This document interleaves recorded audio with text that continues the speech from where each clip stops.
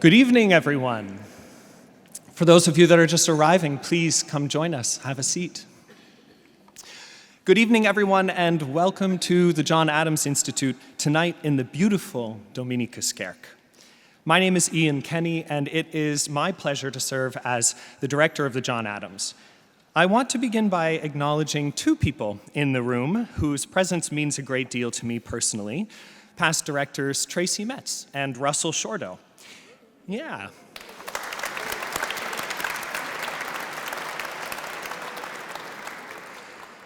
Their being here tonight is a reminder that what we build at the John Adams outlasts any single program or season. This is a community, and its commitment to ideas is cumulative. And before I go any further, my sincere thanks to Sarah Carragher of the International Writers Collective for hosting Ada and her husband Lucas so generously here in Amsterdam. And as usual, to the John Adams family, friends, and sponsors, and in particular to a special and plucky group whose support made it possible to bring Ada all these many miles from San Francisco. Thank you. Evenings like this would not be possible without you. We do not often host poetry at the John Adams, but in this year-long program marking 250 years of the American experiment, there were a handful of voices that we knew we needed to bring to Amsterdam, and Ada was at the very top of that list. Ada, your work arrives at a moment when language often feels frayed, when words are used to divide, to mislead, to foreclose. Your poetry offers something else entirely, a language of care and attention that honors the strangeness and the diversity of our times without surrendering hope. Not only hope for a better future, but for one another right here, right now. Now, some of you may be wondering, what exactly is the Poet Laureate? The U.S. Poet Laureate is someone appointed by the Librarian of Congress to serve as a national ambassador for poetry, bringing poems into public life, into conversation, and, of course, into places where they might not otherwise reach. It's not a political role, it is a cultural one. Each laureate shapes their own initiatives, expanding how a nation listens to itself and imagines its future. Ada's impact in that role was so profound that her appointment was extended for an unprecedented second term. And during her tenure, she carried poetry far beyond those traditional stages where we would expect it to be heard, into the landscapes of America's national parks, and into collaboration with NASA, inviting people to encounter language in places shaped by earth and sky. The extension felt like an affirmation that her way of speaking to and for a nation had struck a necessary chord. And in preparing for this evening, I found myself returning to one of the first American poets that I ever read, Walt Whitman, a writer who attempted to contour a nation through language itself. Whitman believed that poetry was not merely about capturing the world as it is, but about fashioning something new that might resonate with those who encounter it. In his preface to Leaves of Grass, he wrote that of all nations, the United States most needs poets, because poets become arbiters of the diverse, equalizers of their age and of their land, bringing the distant a little closer and the familiar into new light. For Ada Limón, no subject is too vast or too intimate. From small domestic moments to the sweep of the cosmos itself, her poetry reminds us that what first appears beyond us often turns out to have been part of us all along. Her work dissolves the boundaries between the self and the world, and it asks us to extend meaning and care outward, to landscapes, to memory, and to each other. Ada has been writing and publishing poetry for nearly 2 decades. She's the author of many celebrated collections, among them Bright Dead Things, The Carrying, The Hurting Kind, works that move between intimacy and expansiveness, exploring nature, belonging, grief, wonder, and the fragile beauty of everyday life. Her newest publication, Startlement, New and Selected Poems, gathers from those almost 20 years of work alongside new writing, a testament to her enduring fascination with attention, mystery, and with our place within a changing universe.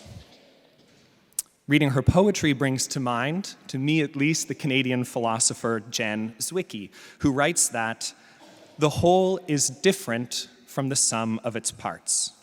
Meaning, she suggests, emerges not through the logical accumulation, but through resonance, through the way that elements echo and illuminate one another.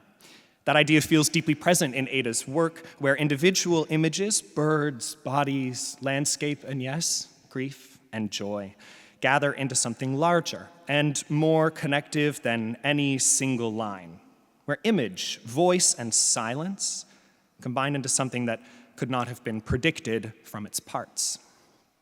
In a few moments, I'll hand the stage over to Ada Limón and our moderator for tonight, Hollis Kerman, herself a poet and longtime member of our community, for a wide-ranging conversation built around 4 poems.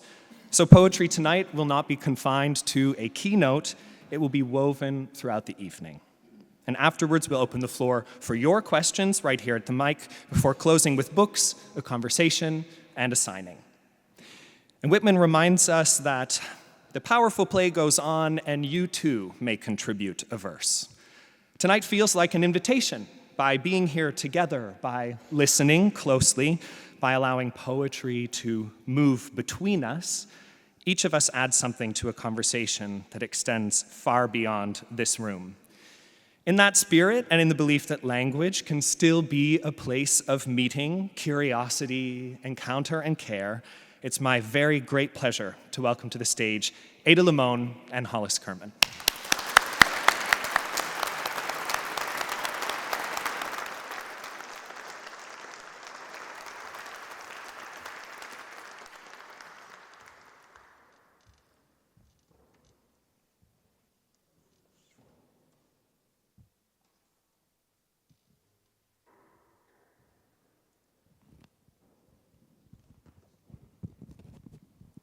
Hello. We were warned not to sit on our microphones. And warned that the mics were already on, so no hot mic moments. Welcome, everyone, and especially welcome to Ada. It is such a treat to have you here. Thank you, too, for bringing the sunshine from California. My pleasure, my pleasure. I did ordered try it to tell her, special. As always. Sorry, it's not I always ordered like it, yes. Thank you so much. So let us dig into the Poet Laureate part. Get that out of the way. I think everyone knows what a tremendous honor it is. It really is one of the highest honors any poet could ever wish to have. But it's also a tremendous responsibility. And I'm not sure that everyone thinks about that all the time. Mm-hmm.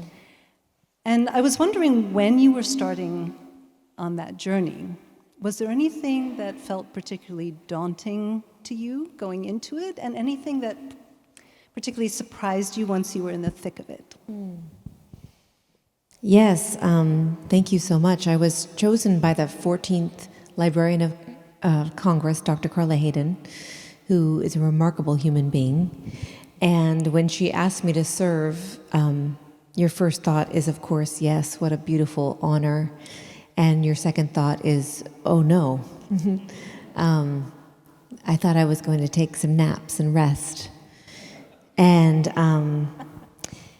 then the thing that was, I think, the most daunting for me was immediately moving from the sphere of the artist, which is personal and creative and interested in the soul. And, you know, you're interrogating the big questions. And then suddenly you're on MSNBC and someone's saying, how is poetry going to save us? And you think, is poetry going to save us? Yes, it will.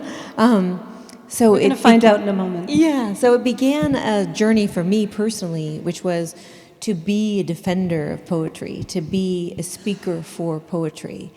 And I think, as many artists know, we begin just by wanting to make our own poems, wanting to make our own art, wanting to make something small and useful, even if it's just for yourself. And then suddenly I was speaking about poetry, the capital P. And so I think that was the most daunting. I think the other part of it that was really surprising was that I thought my role was to bring poetry into these places where poetry wasn't particularly popular. But every time I went anywhere, everybody shared their poems with me.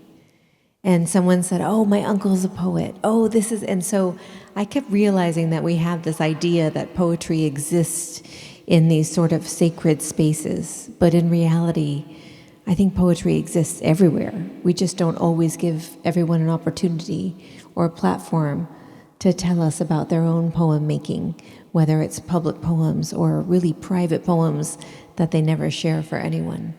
And so I think that was the most surprising and also the most soul-nourishing for me. And did they share them with you? Sometimes, yeah, sometimes. You probably have a little collection of I them do, at this a little on point. cocktail napkins. Oh, that's lovely. That's a good place, picnic tables and then cocktail napkins. Yeah. It's so interesting that you bring up people's writing of poetry, because I sometimes think that, and I'm really keen to have your perspective, that poetry is uniquely intimidating to many people as an art form. In a way that, say, listening to jazz or looking at a painting, people don't feel that pressure, oh, I have to understand it, to enjoy it, to feel it. But as soon as poetry shows up, they can freeze. But I feel like it's more in the reading of it than in the writing of it, since people seem to be secretly scribbling away all the time. Is that your sense, or did you have a different take on that? I think that there is some misconception that it is intimidating, and yet I find that that is maybe just how it's taught, because it seems so strange that we think it has an answer, that, oh, what is this poem trying to say, No, it's saying something, and all it's demanding is that you listen. Right. And that's your one job. And so I think that as I move through that world, if you say it, when I'm talking about poetry or meeting people, I'm always like, think of it as music. Let it wash over you. And if you don't like one poem, turn the channel. Read, listen to another one. That's what we do now, right? If we don't love one song, it doesn't mean we don't love music. So I think sometimes people have been turned off by a particular poem or a particular poet or, how it's taught. But although in you reality, had that and then said, I went back to it. Was it John Ashbery? Oh, yeah. You said, I hated him, and then I had a little patience and went back and read it again. Yeah, I remember being in graduate school and everyone was obsessed with John Ashbery. And I just couldn't read him at all. And then I think I needed to age a little. And then I thought, oh, I get it now. And I think his work is marvelous. Maybe but for like a the long foods time, that you didn't like as a kid, right? You try it again later. Hey, exactly. For a long time, I found him somewhat off-putting, but I think it also just took a patience on my part. Yeah. But maybe partly it's also how we are. You talk about how poetry is taught, even how we're exposed to it early on. I was recently asked to give a talk at a Rotary Club here on the power of poetry. And I was just curious, and I'm going to ask everybody here, even though I can't really see you, how many of you have a recollection of being read poetry to as a child? It's a pretty good showing, right? That's why they're all here tonight. Yeah. But I think that matters, before you're even taught something.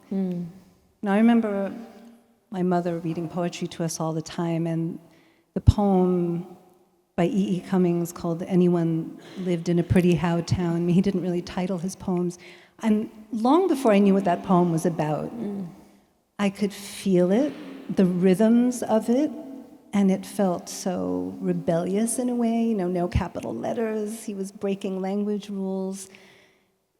Maybe we can do better at inviting people just to, children even, to play with language. Early on, because you talk about how it's taught. Was that part of your mission in a way, is looking at how poetry is taught? I think that it wasn't so much part of my mission, but I think that it was part of my intention when I was traveling to all of the different places. I went to almost every state in the United States, and I did a lot of international travel as well. And I think I felt like my job was to make sure that people knew that they couldn't get poetry wrong. Because it felt like so many people came up to me and go, now I get it. Right. That it wasn't something I was failing at. Right. If my reading was different than my friend's reading. That's so liberating and generous to say that. I'm sure I think it's you made a true. big difference in those people's lives. I think it's true. Yeah. So, everyone's asking you, can poetry save us? And you're saying, we're not going to find that out. But you have spoken so widely about what poetry can do for us, why we need poetry. Yeah. Why do we need poetry, especially right now, Yeah. at this fraught moment? I think there's so much of this really strange and sad moment that we're living in that wants us to stay numb and wants us to tamp down all of our feelings, and to experiencing poetry, to experience a poem, is to recognize that you are a human being with the full spectrum of human emotions. And even just that, the way you turn on music and it makes you cry, or you suddenly take a deep breath and you realize, oh, I'm a person and a body. Still here. And I think that is what it's meant to do, is to reconnect us with our own emotional and human capacity. And we need that right now, because it's very dangerous to just numb out. Yeah. And it's the easier choice, but I find I think that will be disastrous for us if we somehow believe that in order to make it through this moment, we just will miss our own lives. And poetry is the opposite of missing your life. Poetry is leaning into your life. It's paying attention to everything. And like I said, if you read one poem and it doesn't do that for you, you have to read the next poem. And it's all about looking deeply and experiencing this present moment and starting to be aware of your own life around you. Yeah, and we're going to come back to that notion of observing, because it's so important. I love this image of change the channel. If this isn't your thing. I'd like to, speaking of this moment, start to address the theme of this evening, which was inspired by your achingly beautiful poem, Anew, National Anthem. And it was fascinating to think about national anthems. Preparing for tonight, first of all, as the name implies, national anthems didn't really kick in until we had nation states. So at least for those of us here in Europe, that's pretty recent. But it turns out that the Netherlands, the Dutch national anthem, is the oldest in the world, the Wilhelmus, which probably no one here knows the lyrics to in full. It was written in the 16th century. I mean, it wasn't used as a national anthem until, I think, 1932 or something, but that's fascinating. So it's a good place to start talking about anthems. But I'm wondering, leaving the Star-Spangled Banner aside, do you have a favorite national anthem, or are they all bombs and bad news? Oh, that's a great question. I don't know if I've thought about it. I really do like the song America the Beautiful, because it only talks about the land and the trees and the oceans. And I think if anything was going to be my national anthem, then it would be about the land and the planet itself. Beautiful. Would you do us the honor of reading this poem aloud, so we can all get in the spirit of things? I'm going to put on my glasses. That's allowed.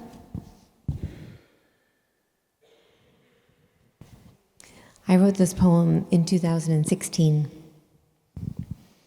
If you remember what happened in 2016. And I made the mistake that sometimes poets make, which is I wrote it and then immediately sent it to a friend that happened to work at BuzzFeed News. Oh no. And he immediately wrote back, I'm going to publish this tomorrow. So it was really happened quite fast. And I remember after I wrote this poem, I turned to my husband, they had published it, and I said, oh no, no one's ever going to ask me to be the Poet Laureate. But Dr. Carla Hayden, this was her favorite poem. And when she invited me into the role, she specifically asked if I would read this poem on the opening night of my inaugural reading in the library. So I'll read this for her. Anew, National Anthem. The truth is, I've never cared for the national anthem. If you think about it, it's not a good song. It's too high for most of us, with the rocket's red glare, and then there are the bombs. Always, always there is war and bombs. Once I sang it at homecoming and threw even the tenacious high school band off key, but the song didn't mean anything, just a call to the field, something to get through before the pummeling of youth. And what of the stanzas we never sing? The third that mentions no refuge could save the hireling and the slave. Perhaps the truth is every song of this country has an unsung third stanza.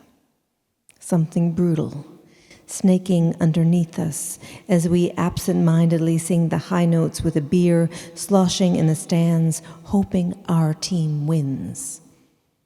Don't get me wrong, I do like the flag, how it undulates in the wind like water, elemental, and best when it's humbled, brought to its knees, clung to by someone who has lost everything, when it's not a weapon, when it flickers, when it folds up so perfectly you can keep it until it's needed, until you can love it again, until the song in your mouth feels like sustenance, a song where the notes are sung by even the ageless woods, the short grass plains, unpoisoned, the song that's our birthright, that's sung in silence when it's too hard to go on, that sounds like someone's rough fingers weaving into another's, that sounds like a match being lit in an endless cave, the song that says, my bones are your bones, and your bones are my bones, and isn't that enough?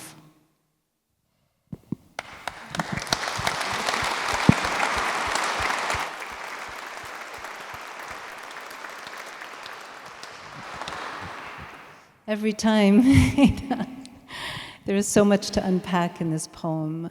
The bombs feel, of course, especially poignant this week. I don't know if you want to go there. Yeah, we were talking about that, about how it feels like that poem to me is now 10 years old, and yet it could have been written today. Yeah. And how sometimes when you make a piece of art, whatever it may be, there's a hope in it. There's a spell in it. There's like a wish in it. And it's hard sometimes to read that poem thinking at that time I thought maybe things would be different.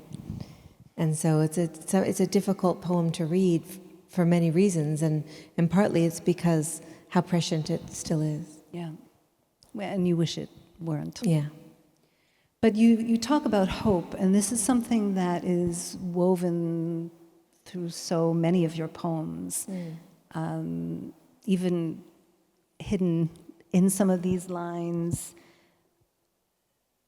until you can love it again, implying that you will. Yeah. The fistful of land left unpoisoned, the shared bones. There is hope, and there are so many gorgeous examples in your work, and it's hard sometimes. I've heard you talk about first embrace the rage. How do you go about it? Do you first embrace the rage and then come back and gently gently weave some hope in, or do you start from a hopeful lens, or does it depend? Oh, wow. I think, like any living being, I change every single day.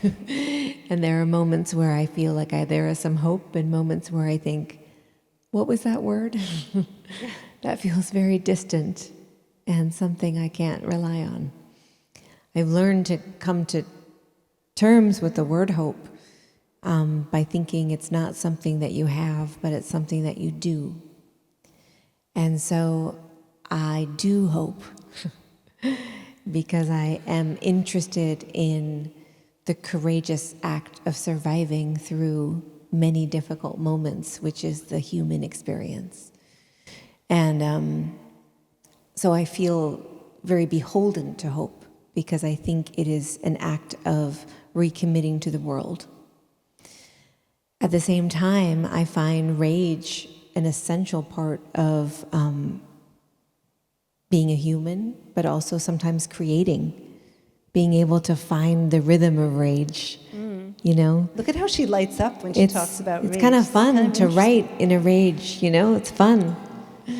You can't always publish everything you write in a rage. I'm sure many of you know. Some people don't have that filter. That's what Facebook is for, I guess. Yes.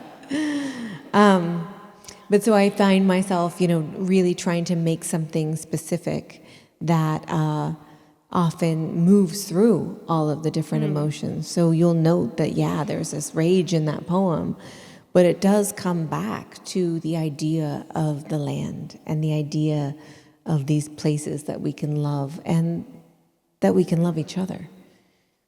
And nature gives you a lot of hope. I know, you focus so much on the wonder, and we're going to talk about that. But, just seeing, given what we're trying to do to decimate our planet, and seeing that things are still budding and still showing up. Yeah. But this notion that hope is a deliberate act, as opposed to something that you just passively have or not.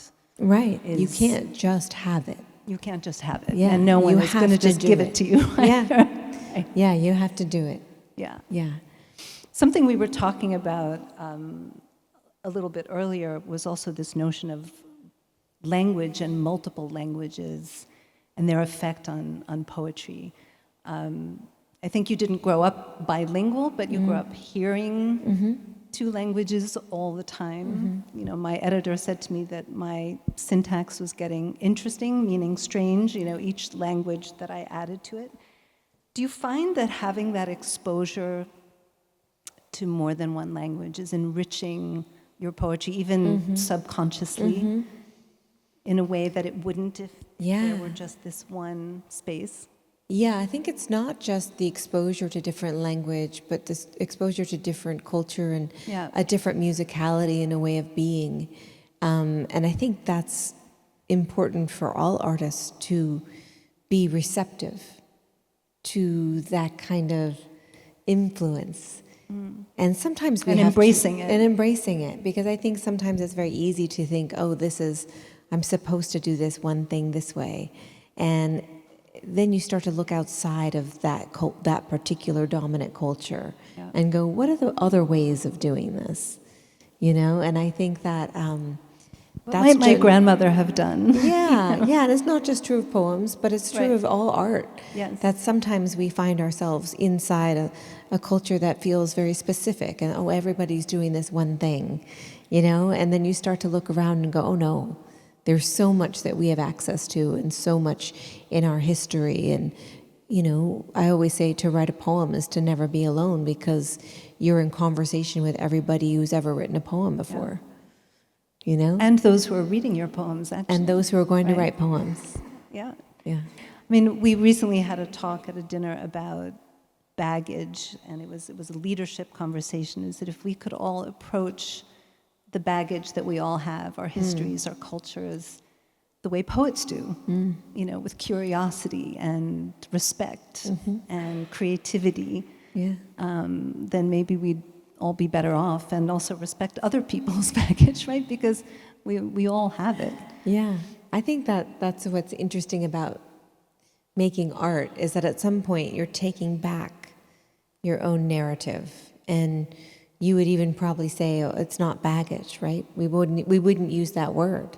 No, it's We just would say it's part of- material. Yeah. It's material. Yes.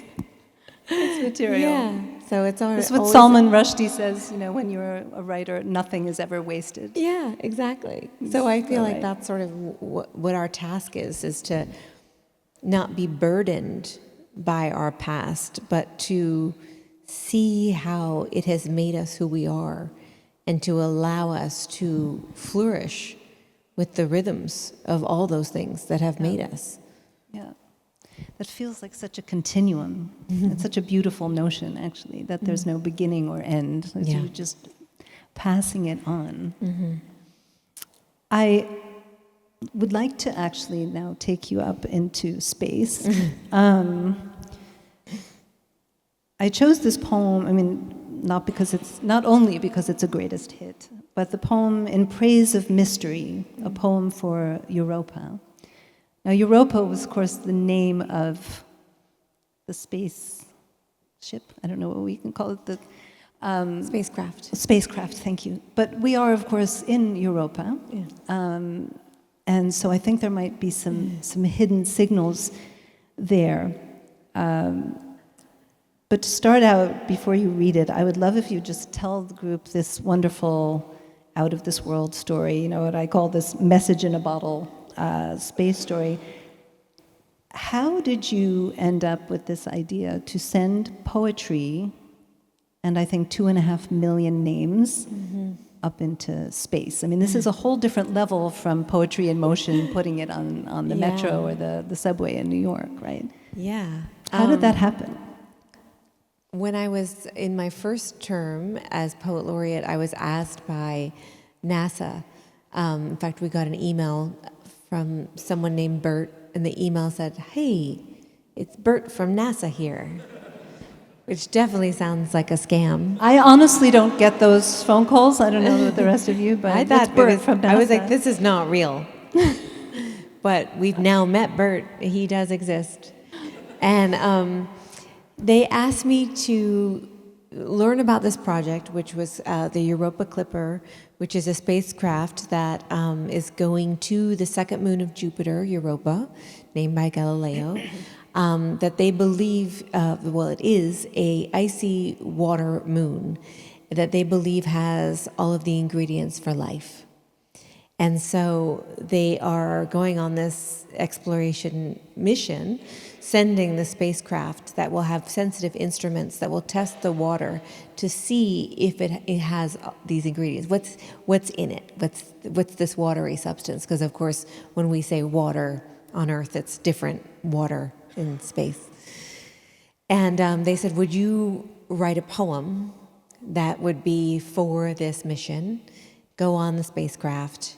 And I did not know that it was going to be engraved on the side of the spacecraft, and it's in my own handwriting, engraved on the spacecraft. And it's also covering all of the sensitive instruments on the vault plate, which I find lovely because I think about like poetry as protection. Yes, beautiful. Yeah. And so I said yes, and then immediately thought, how am I going to write this poem, right? I mean... Are you also that person that, yes, and then worry about it later? Exactly. I'm like, sure. And then what did I do? And we were my husband and I were going to the Merwin Conservancy, which is the great poet W.S. Merwin, who was also a poet laureate, 19th poet laureate. His house, since he's passed, has turned into a home where you can go and write poems. And it's in the middle of a forest he's created. And so it's in the middle of Maui. And I thought this will be the perfect place to write the poem. That's Hawaii, for those of you. Yeah, and so I was writing this poem after many, many drafts. And Lucas was in the kitchen, and I finally read yet another very failed draft of this poem. And he said, well, maybe you should stop writing a NASA poem and start writing a poem you would actually write. And that was a really beautiful advice, which was just like, make something you want to make. Yeah. And then I backed out of the kitchen and I said, I know exactly what I have to do. And I ran back to the lanai and I wrote what is now similar, at least, to the final draft that's on the spacecraft. And so after I finished it, I sent it to them, and then they informed me, great, can you send us a draft in your handwriting, because we're going to engrave it on the side of the spacecraft, which I'm really glad I did not know before I wrote the poem. And be glad it wasn't leaves of grass. Yeah, right? exactly. They did have a length requirement. Okay. Yes. I make the joke that they couldn't have a second spacecraft to carry my poem. But they had asked me to do it. I said yes, and I think that it was a really beautiful collaboration, because in reality, even with space exploration, even for me, I find that somewhat difficult and fraught.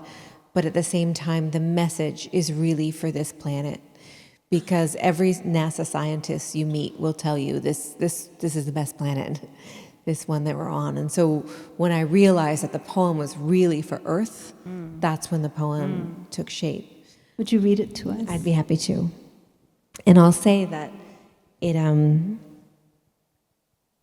due to our current executive branch of the government in the United States, NASA has been asked to scrub a lot of things off of their website. Anything that has to do with women astronauts, with diversity, equity, and inclusion. But I'm very happy that they can't scrub this off, because it's already launched into space. So, yes. And it's engraved. In praise of mystery. Arching under the night sky, inky with black expansiveness, we point to the planets we know. We pin quick wishes on stars. From Earth we read the sky as if it is an unerring book of the universe, expert and evident. Still, there are mysteries below our sky. The whale song, the songbird singing its call in the bough of a wind-shaken tree. We are creatures of constant awe, curious at beauty, at leaf and blossom, at grief and pleasure, sun and shadow. And it is not darkness that unites us, not the cold distance of space, but the offering of water. Each drop of rain, each rivulet, each pulse, each vein. Oh, second moon, we too are made of water, of vast and beckoning seas. We too are made of wonders, of great and ordinary loves, of small, invisible worlds, of a need to call out through the dark.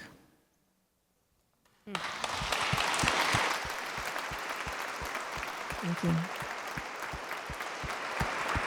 There's no scrubbing that from anywhere.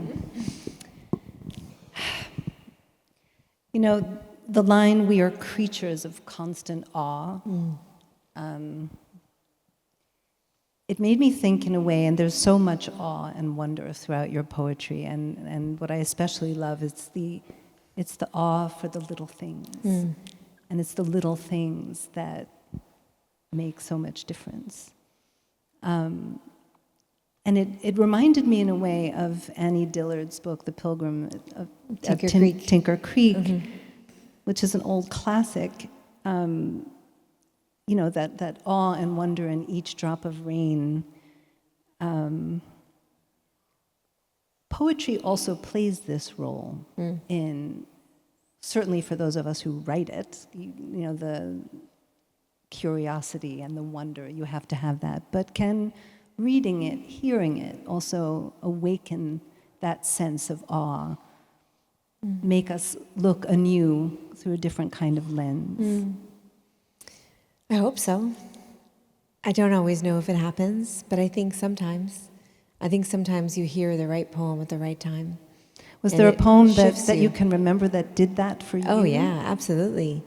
Yeah, I still think of Robert House's poem, Faint Music, and the first line is, maybe it's time to write a poem about grace, when everything is broken, and everything dead is dead.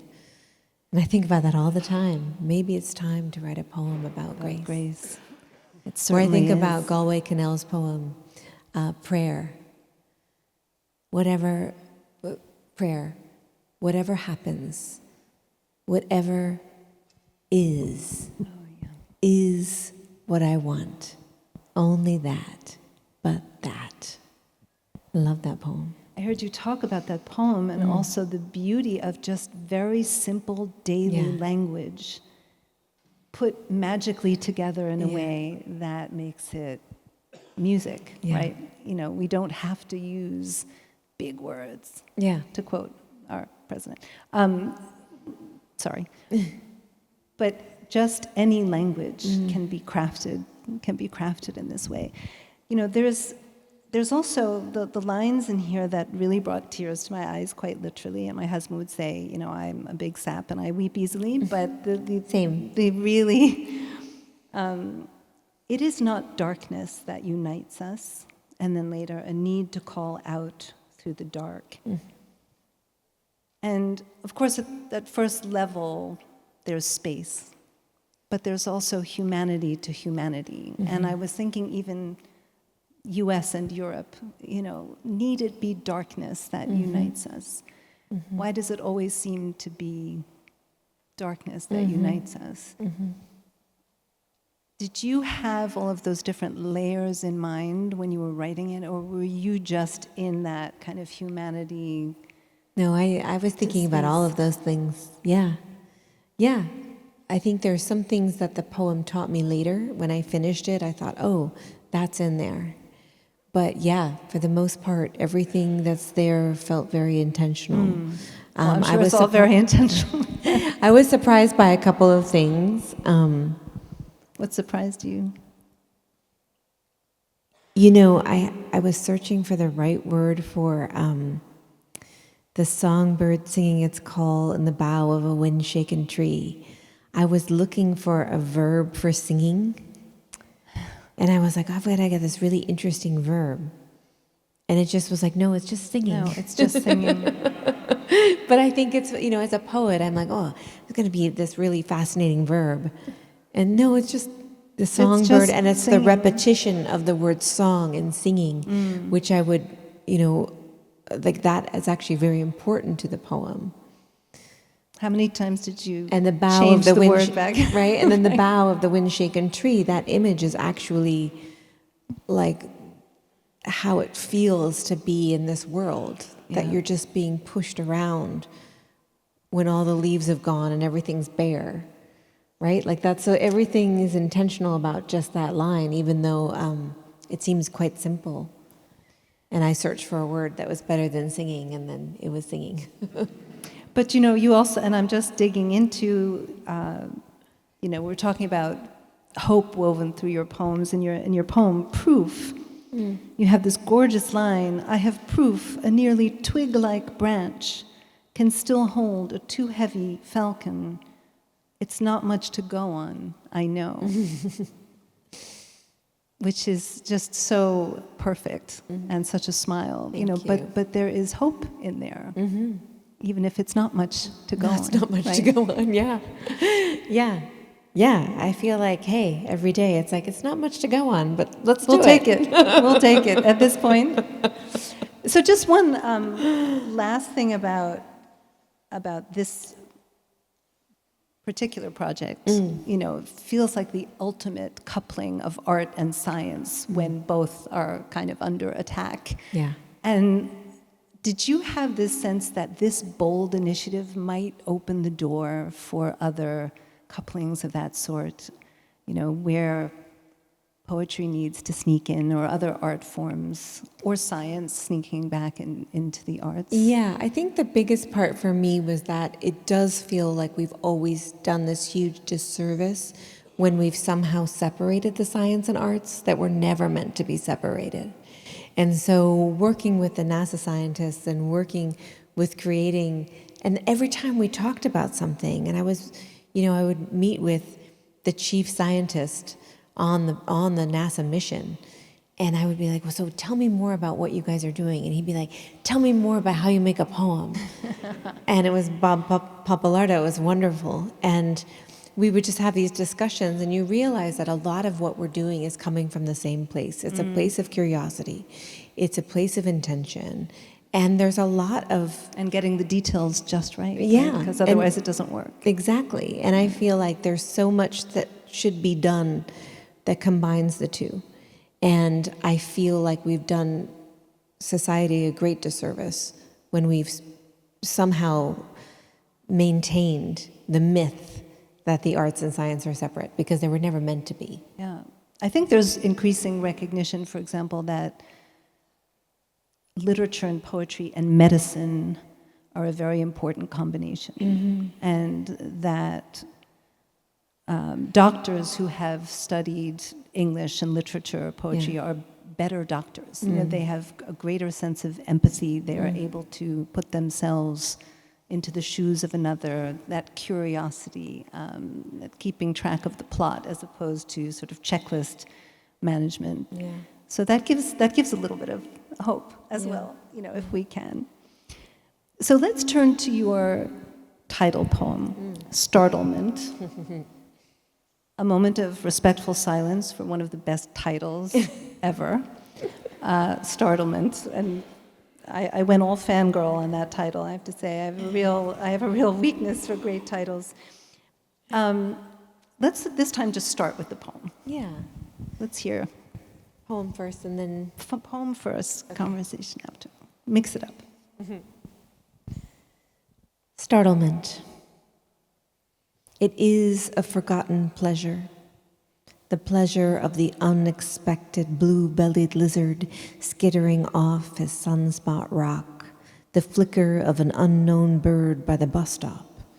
To think perhaps we are not distinguishable, and therefore no loneliness can exist here. Species to species in the same blue air, smoke, wing flutter buzzing, car horn coming, so many unknown languages to think we have only honored this strange human tongue. If you sit by the riverside, you see a culmination of all things upstream. We know now we were never at the circle's center. Instead, all around us, something is living or trying to live. The world says, what we are becoming together.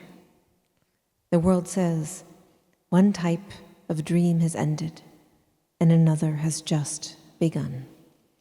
The world says, once we were separate, but now we must move in unison.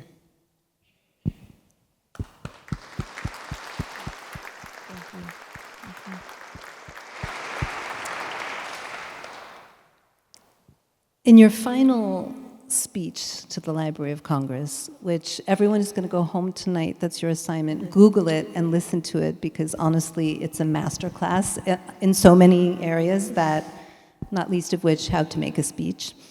You speak of observing and listening, how poetry teaches us to pay closer attention. Startlement begins very small, very micro, right? The zooming in on these small forgotten pleasures, the unexpected blue-bellied lizard.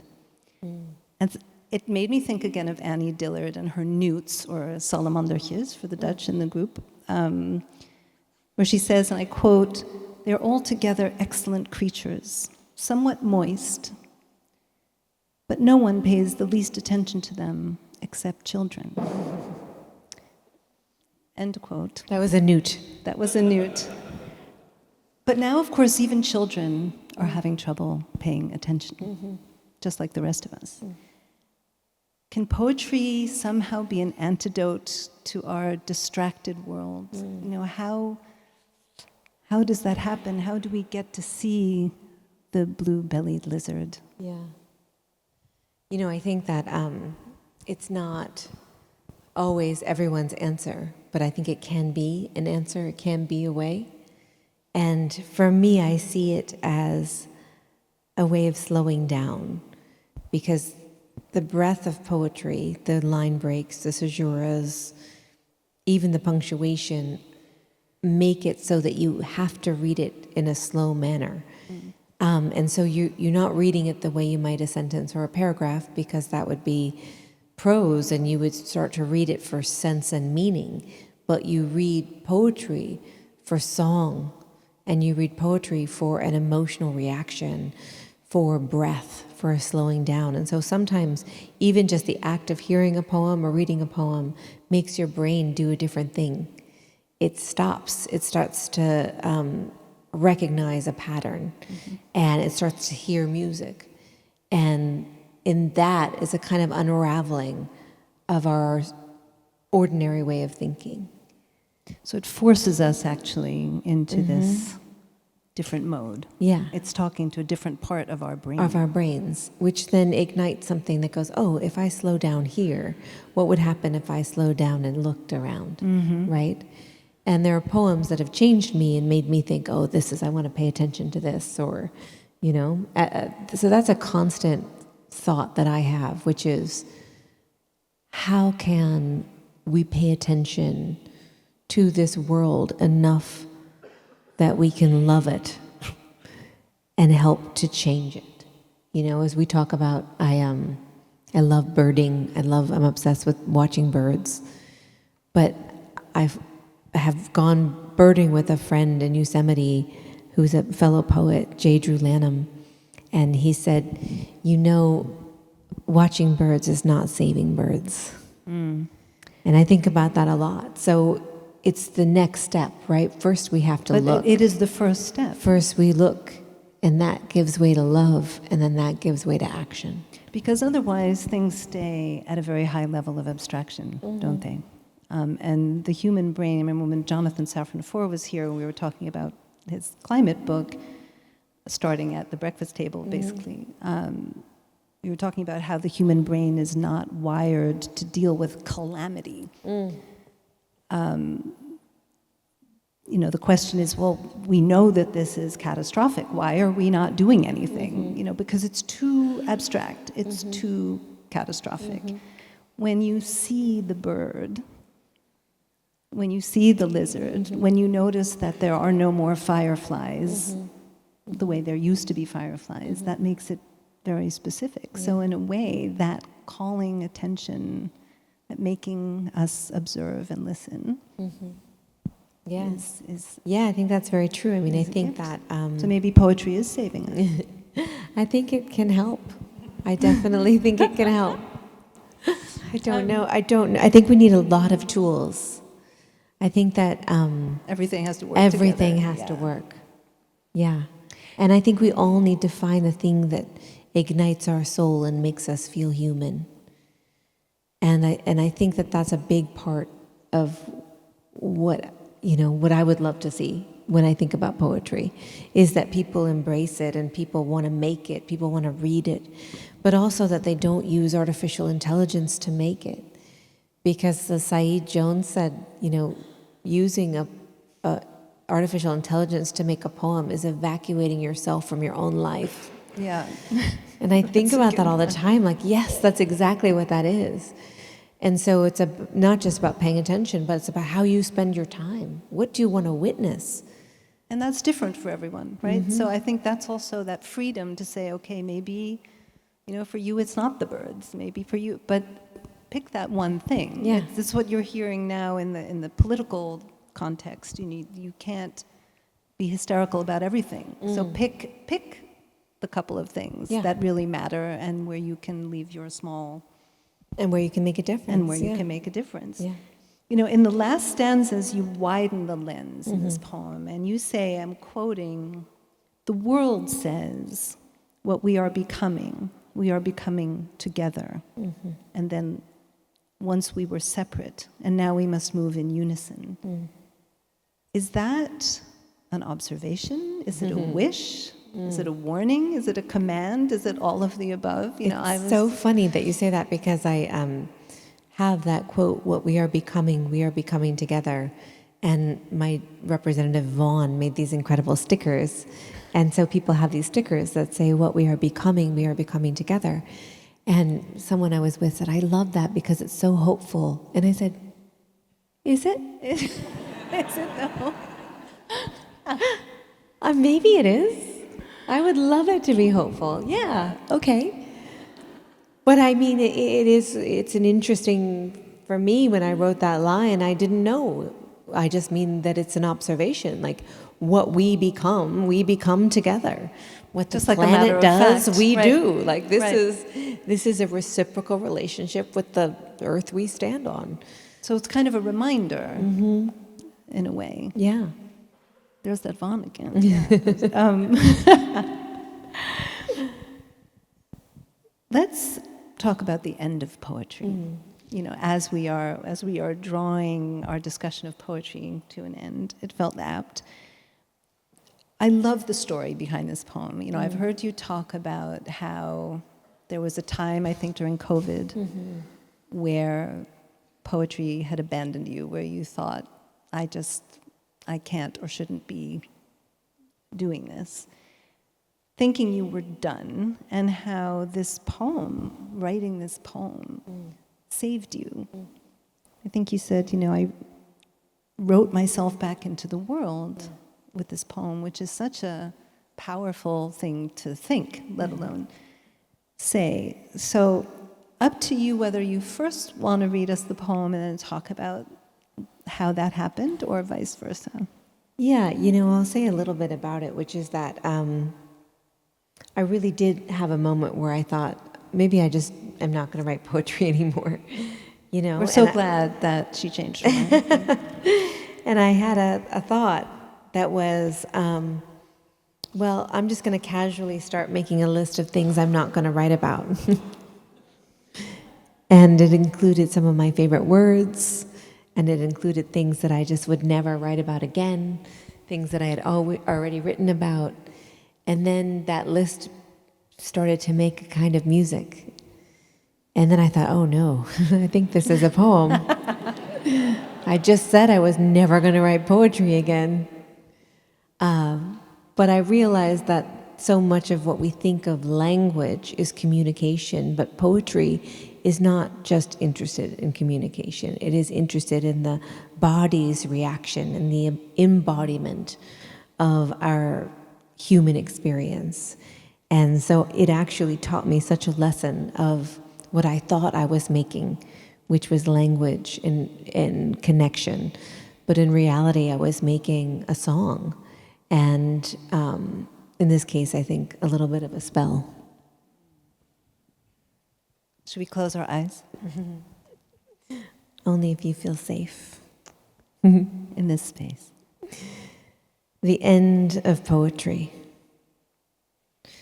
Enough of osseous and chickadee and sunflower and snowshoes, maple and seeds, samara and shoot.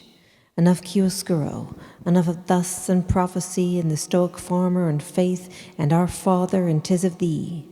Enough of bosom and bud, skin and God not forgetting, and star bodies and frozen birds. Enough of the will to go on and not go on, or how a certain light does a certain thing. Enough of the kneeling and the rising and the looking inward and the looking up. Enough of the gun and the drama and the acquaintance's suicide, the long-lost letter on the dresser. Enough of the longing and the ego and the obliteration of ego. Enough of the mother and the child and the father and the child. And enough of the pointing to the world, weary and desperate. Enough of the brutal and the border. Enough of can you see me? Can you hear me? Enough I am human. Enough I am alone and I am desperate. Enough of the animal saving me. Enough of the high water. Enough sorrow. Enough of the air and its ease. I am asking you to touch me.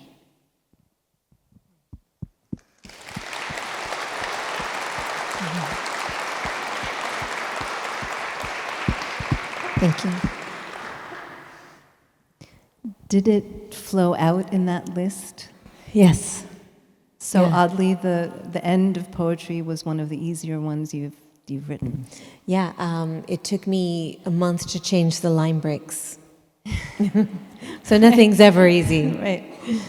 But yes, the line Sometimes break. a month for one word, Yeah. that happens, right? That happens.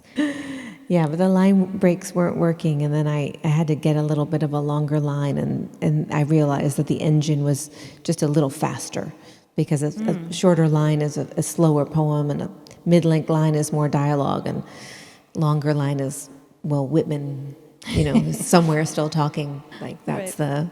the length. Right.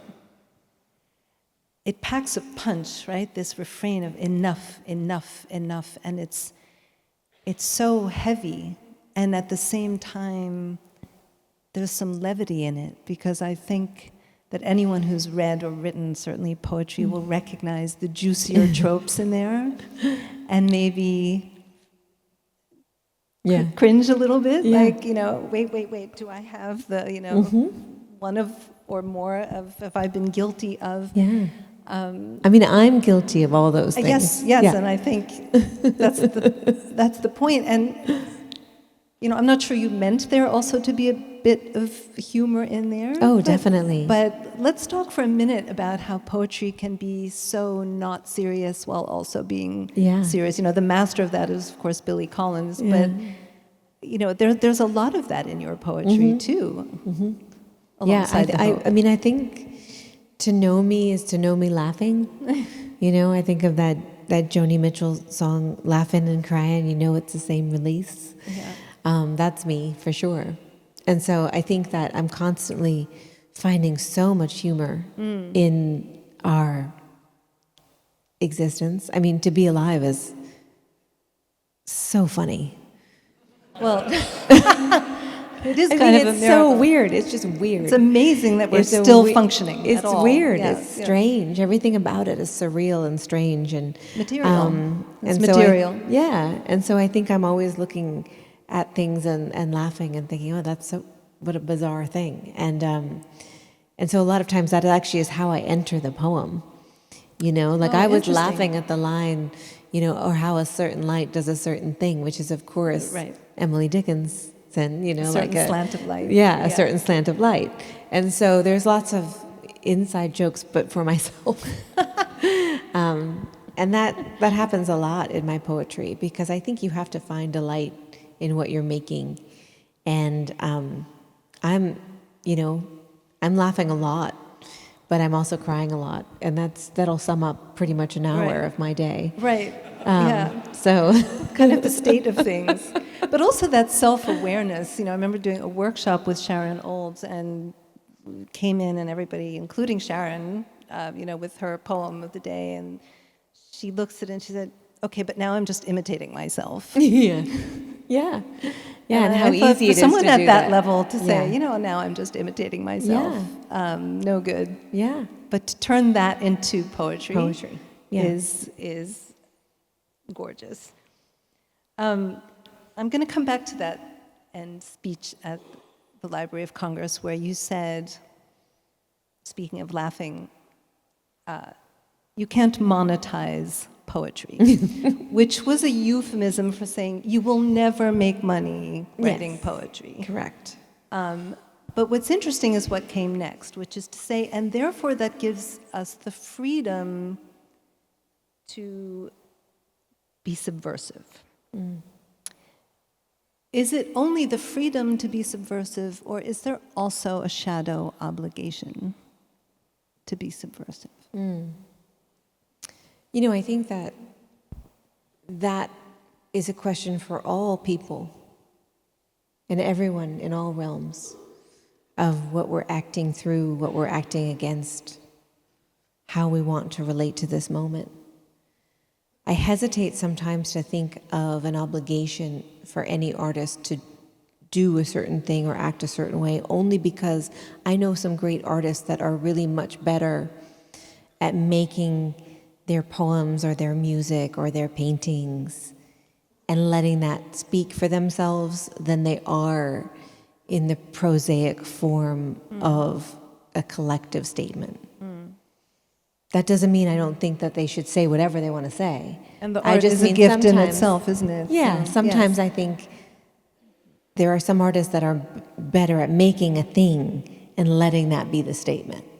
And so I want to make sure that when I say, if there's an obligation, I don't know. I want people to feel as free as possible to make the art that will save not just themselves, but the larger good in all of us. And sometimes that means you really have to make a political statement and stand for what you believe, and sometimes it means you have to go into your dark room and make the thing that scares you the most so that someone else's soul gets saved. Yeah, and someone feels seen. Yeah. So I think that those things sometimes go hand in hand, and Yeah. sometimes they come at different moments. But I don't want to require one thing of all artists, because I think all artists are very separate, and like all human beings, react differently to each moment. But I do think that our job is to witness the world, and we are beholden to that. We can't look away. For sure. We can't look away. And this is, I think, teaching us to look closer, right? I mean, it was interesting. I was thinking about that. Is it a monetary thing? Are the more lucrative arts able to be subversive? I found I had gone to see the Bob Dylan movie. What's it called? A Complete Unknown. Complete Unknown. And found myself wondering, where are the Bob Dylans, of the moment? And then, of course, Bruce Springsteen just did his Minneapolis song. I think, well, I guess, Yeah. some of them are out there. Yeah. But that is something to be said for poetry, is that we don't really have a big engine behind us saying, oh, you can't do this or you can't do that, or we're going to not publish your next book of poems. Like, they're just not going to publish our next book of poems anyway. So I think that is the You're freedom. not going to be invited to the gala. Yeah, we're not going to the gala anyway. You're not at the Met Ball. So we get to we definitely have... We can play under the radar. Yes, we can play under the radar, I think, in a way that some of those, artists that are backed by multiple corporations, I think that is very limiting and damaging, I think, to the arts. Backed, in some cases, maybe owned, but that's another conversation. Yeah. Might we be turning the page to a more love and kindness moment? We had Pope Leo and now Bad Bunny, and then I'm listening to your I always speech. think of them together. Just hanging out. Just hanging out. It's a Catholic, thing. And I think your closure in that speech saying, you don't have to love poetry, you don't have to love my poems, but you have to love. Yeah. Is, maybe we're seeing some signs. We are seeing the surmise of light under doors. Yeah, I think we are. I mean, I think that there's, one of the best things about being in that role that I served in until April of last year was that my job was to go to these places where I met all of these stewards of the national parks, all of these stewards of the library, these people who are choosing to devote their lives to saving things that matter, that are devoting their lives to teaching kids about the rough-skinned newts in the Calabasas Creek, to teaching adults about what the Chumash tribe, making sure that the Chumash tribe has the land back from one of their original places that they were saving in the redwoods. All of these things that feel like, oh, there are so many helpers out there.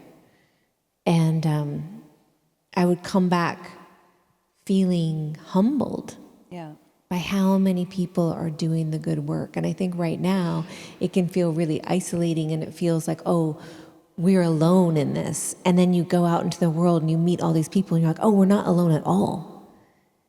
Like, one thing that I just was talking to someone in Virginia who was like, how do I create the space for poetry? And I said, well, do you know of one that already exists? He's like, oh, yes, this and this and this. I said, well, then combine. because a lot of things that we're doing are already, like we have an idea, it's already being done. So then join they don't know forces. about each They don't other. know each other. You know, and there's a reason for that. That's part of the algorithm. We're not supposed to know about the good things. Right. Because we're not Or supposed to connect meet them. up. Or connect Yeah. them. Yeah. So I think that that's part of it, is that we need to remember that there are people doing marvelous, really wholehearted work right now for the good of humanity. And we have to not only support them, but join them. Yeah, that's beautiful. That was, Fred Rogers, Mr. Rogers. One of the things he said that always stuck with me is that his mother had told him, Look for the when helpers. things are scary, Yeah. when things are dark, look for the helpers. Yeah. Because where there are helpers, there is hope. I think about that all the time, because I always think, and I was thinking the other day, the best part of that is that he didn't just look for the helpers. Like Mr. Rogers became a helper. Exactly. He was like, I'm So going to ahead of become a his helper. time. It's true. Yeah, so it's not just about looking for them, but joining them. So I'm going to wrap up so that we can have some questions from the audience. I just want to quote your poem to say that your words offer us instructions for not giving up, which is the title of one of Ada's beautiful poems. And also in your poem, How to Measure Distance, you note, I always expect to be moved. And I think I can safely speak for everyone here tonight. We expected to be moved, and we sure were. Oh, thank you so, so much. Thank you. Thank you. Beautiful question. Beautiful question.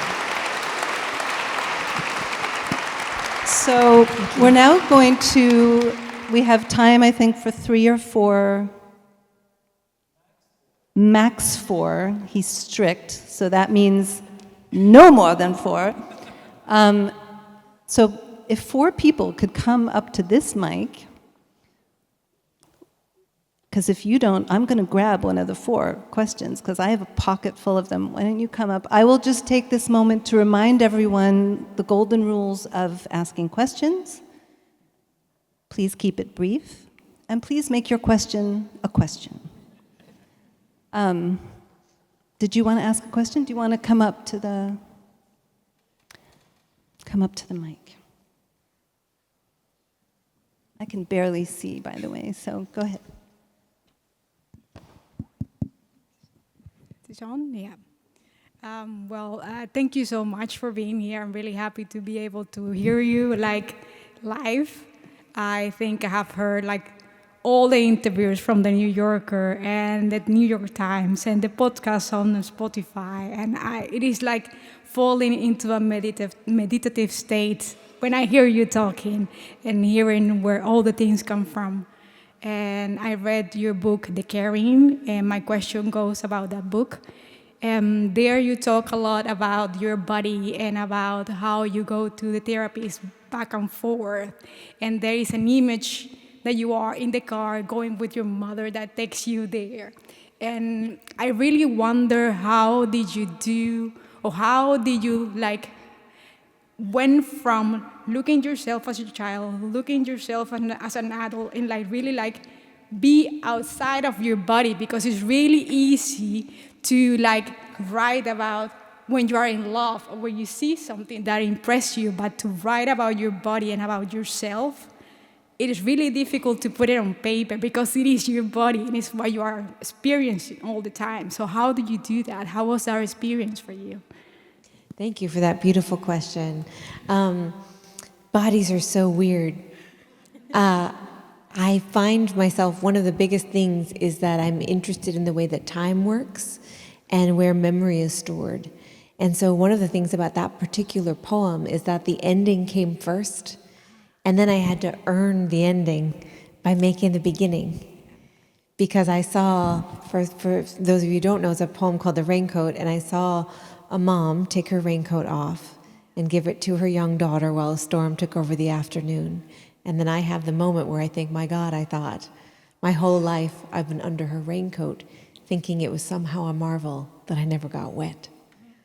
And that whole movement happened, and then I thought, I've got to explain what this means. And How it you goes got to my mom taking me back and forth to these physical therapy appointments for my scoliosis, and how, intense that experience was.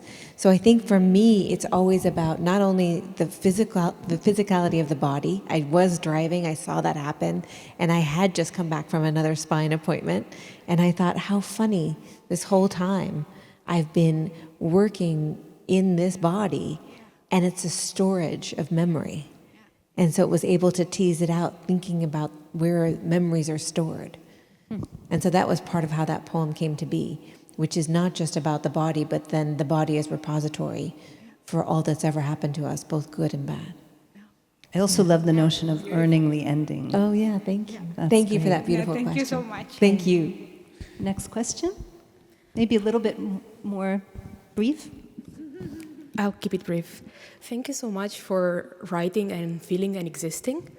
To go back to NASA, I was wondering, how do you write a poem? What's the process for you? Yeah. Oh, that's Small How am I question. going to keep that brief? Big answer. Just throw the microphone. They each come differently. Sometimes they come with something I hear that I find interesting, and sometimes they come with an image, and sometimes there's something I really want to write about, but I don't have the language for it, and then some image appears, and I think, oh, that's what that is. So each one comes entirely different, but the biggest thing that I need to make them is quiet. I need ultimate silence. I can't listen to music. I can't do anything. I have to be very quiet. And then what I hear underneath everything, I call it the voice underneath the voice, I start listening to that. And when I'm really writing a poem, I can leave the room and come back and think, what did I just have on? Was it the radio or a podcast? And then I remember, no, it was just me listening To your own voice. my own voice that was coming up. Yeah. Yeah. So just go do that. Thank you. Just to go to that. It's easy. Simple. And it's free. I've got a pen. Thank you, dear. Okay, go ahead. Thank you, dear. I have very often and most often seen art as a form of rebellion and expression. Certainly, some of us are trying to do the right thing by our art and to bring a voice to our distress. I've asked many times among some of my own audiences, where are the new George Carlins? Where are the Hunter Thompsons? Among others, of course. Are those voices, do you feel that those voices are being lost and or oppressed? And if so, how do we make them clearer?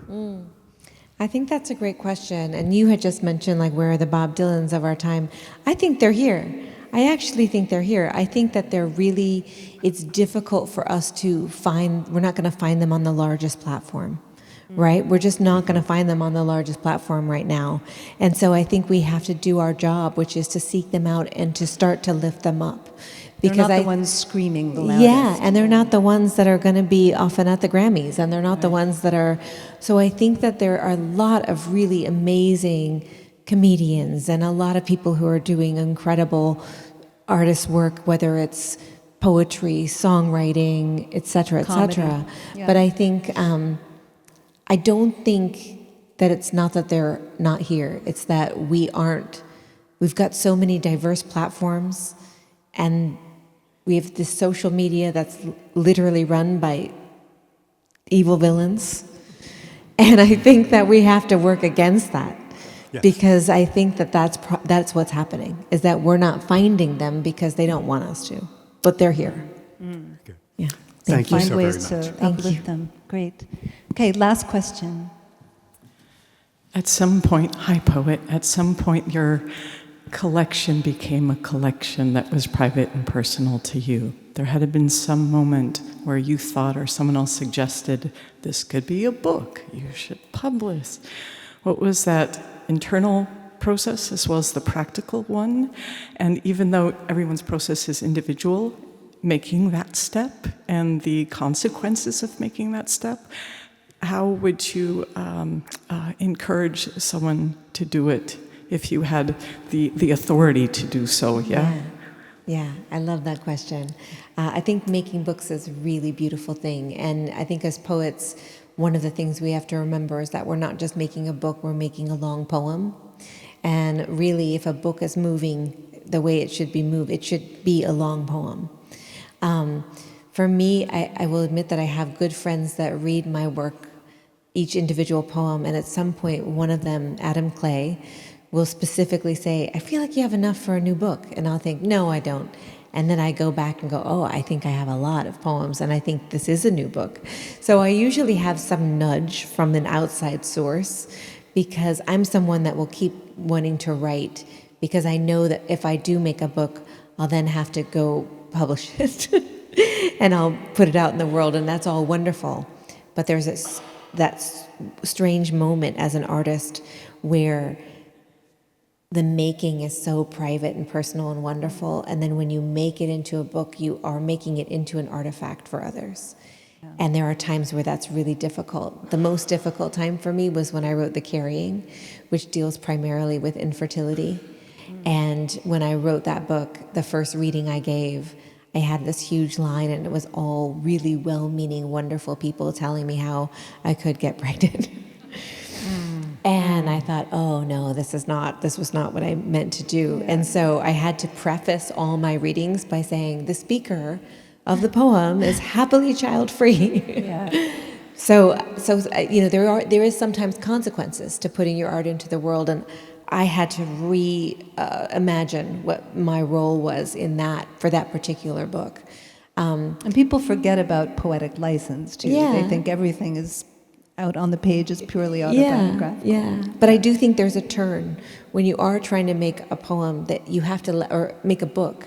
You have to start letting the audience in, and you start that kind of early, because you start to think of what's the first poem that they'll read, what's the last poem that they'll read, and that's actually kind of exciting. So I would think of it, if I were in a place that you may or may not be, where I have a lot of poems and a book might be taking shape, I would start to think, who is this for? And can I make this thing with love and integrity and get it to a place where all I want to do is offer it to somebody else? Thank you. Thank you. There you go. Thank you. Well, thank you so much again. This was so much food for thought and food for heart, and I'm going to turn it back to Ian now, and thank you to everyone for sharing one of our shared loves, poetry, for this entire evening. Thank you so much.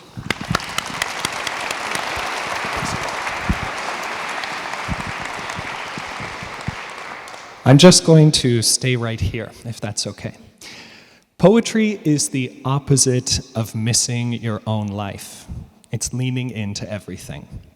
Ada, thank you for your generosity, for your attention, and for the language that you brought into the room tonight. And Hollis, thank you so much for guiding us through this conversation with care and poetic sensitivity. Another round of applause.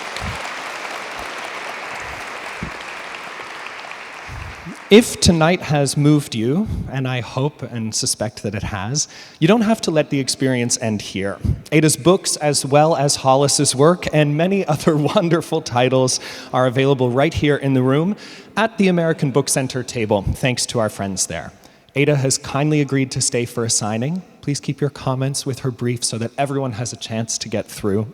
And I encourage you all to browse and support your local independent booksellers to continue the conversation in that way, because buying a book is, in its own quiet way, an act of sustaining this literary ecosystem that makes evenings like this one possible.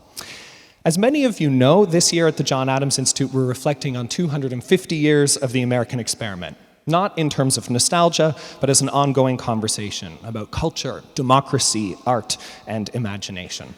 Poetry is one part of that story, and in the weeks ahead, we will continue that journey across different genres and perspectives. Our next event on the 24th of March with Michael Pollan is already sold out, which tells us something about the hopeful appetite for thoughtful dialogue. But shortly thereafter, we'll welcome journalist Evan Osnos for a conversation on wealth, ambition, and inequality in contemporary America. His new book, The Haves and the Have-Yachts, is a sharp, it's a sharp and often darkly funny take on contemporary America, a conversation about wealth, ambition, and inequality. And it asks us something that is increasingly urgent and something we touched on tonight. What does it mean that the American dream, that foundational promise of a fair shot, has curdled for so many, turned into a spectacle of excess? It is a book about the very rich, but it is also a book about the rest of us. And later this spring, we'll turn fully towards stories with our month of literature. We're thrilled to welcome Kaveh Akbar, whose debut novel, Martyr, follows Cyrus Shams, a young Iranian-American poet, newly sober, circulating questions of faith, loss, and what it means to live a life worth living. It's a book about addiction and recovery, and more fundamentally, about the hunger for meaning that underlies both. Akbar moves between poetry and fiction with remarkable fluency, and his novel asks, with vulnerability and a lyrical force, what it means to live honestly in complicated times. We'll also host Rachel Kong, whose novel Real Americans opens with a young Chinese-American woman who falls for a wealthy heir, a relationship whose consequences ripple across generations and continents. It is a love story, it is a social novel, and it is also touched with a quietly speculative edge, and it asks what exactly gets passed down through families, the myths, the ambitions, and the futures that we imagine and deserve. She writes with a sharp insight, subtle humor, and the novel reminds us that America itself is not a fixed ideal, but a lived reality, shaped by power and chance and by the intimate pressures of the people that we come from. And together, I think both Akbar and Kong represent a really important turn in the American literary sphere, bringing kind of a reimagining the American immigrant novel. It's not a story of arrival and assimilation, but an ongoing negotiation of a country that remains, for many people, a question mark. These events are drawing a strong interest, so I do encourage you to secure your tickets, tell your friends, and help us contribute to building rooms as curious, as thoughtful, and as engaged as this one has been tonight.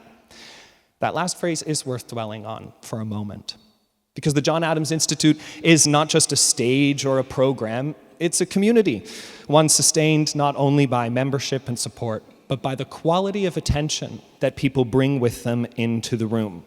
What made this evening was, of course, Ada and Hollis, but it was also all of you, too. So if you believe in the kind of dialogue that we are creating here, open, independent, and deeply human, I invite you to stay connected, become a member, and if you're not already, continue supporting the work that we do. To quote Ada, don't numb out. Hang on to the hope, the spell, and the wish. Thank you all for your warmth and attention, and please join me in one more time thanking Ada Limón.